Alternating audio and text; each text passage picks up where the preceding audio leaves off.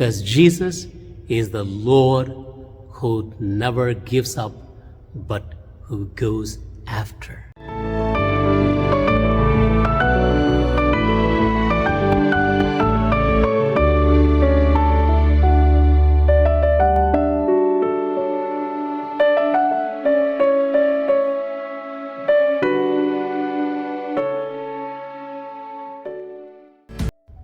May the peace and joy of Christ be with you today.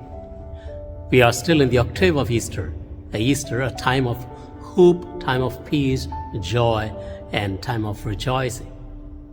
And today's gospel presents before us the third apparition of Jesus before his apostles after his resurrection, in the backdrop of the miraculous catch. Now, it is important to note that the disciples, the apostles, who were specially chosen by Christ, are going back to their work, their first job, their profession, before they were chosen to be apostles, which they abandoned, which they left in order to follow Christ. And now they are giving up Jesus and going back to their work. The disciples, they placed all their trust and hope in Jesus, their master. But he is gone. Now what? They were saddened, confused. They did not know what to do, where to go, whom to trust, whom to place their hope in. Now they are all the more confused after the resurrection of Jesus. Jesus has revealed himself to them twice, and the evangelist today tells this is the third apparition to the disciples. And in their confusion, Peter decides to go for fishing, and the other apostles who were with him also join him as well. Now, the disciples seems to have given up their hope in Jesus. But Jesus does not give up his hope in his own apostles whom he specially chose. He understands their confusion. He understands their worries. He understands their problems. He understands the trouble that they were in. And so Jesus goes after them, as if he's starting everything once again, starting again from the shore where he found them first.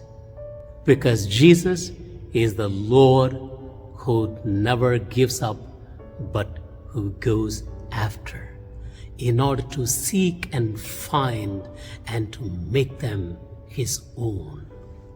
It is important to know this. Even if you give up on God, God never gives up on you. If God gives you any hope, he will never ever fail. Even though it might look that all hope is gone, God will come, yet sometime in an extraordinary way, sometimes through a miracle, sometime in a very simple, ordinary way, sometime in a very caring, compassionate, and very touching and significant way, like we see in today's gospel. But God will definitely come to you, and so keep your hope alive. Never give up on God, for he never fails. He never gives up on you. Even if it means to humble himself once again, even if it means to start everything all over again, he would do it in order to gain you and to save you, because you are significant to him. My dear friend, at the end of today's gospel, the disciples recognized Jesus as the Lord, though they did not ask anything to him. How much do you recognize His presence in your life? May the love of Christ redeem us. Amen.